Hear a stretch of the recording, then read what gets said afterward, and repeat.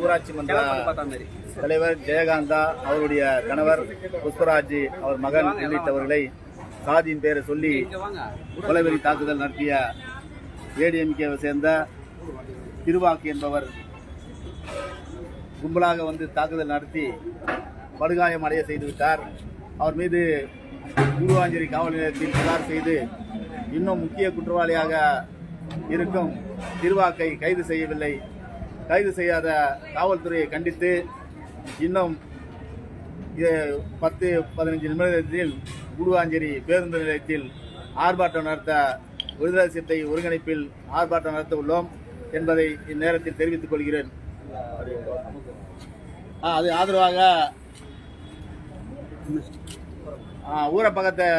ஊரப்பக்கத்தினுடைய தலைவர் அருமை சகோதரர் சிஜே கார்த்தி அவர்கள் இந்த ஆர்ப்பாட்டத்துக்கு வலு சேர்க்கும் வகையில் இங்கு ஆதரவாக வருகை தந்துள்ளார். இந்த ஆர்ப்பாட்டத்துக்கு கலந்து கொண்டு அவரும் இந்த எதிர்ப்பை தெரிவிக்க இங்கு வருகை தந்துள்ளார் என்பதையும் தெரிவித்துக் கொள்கிறேன்.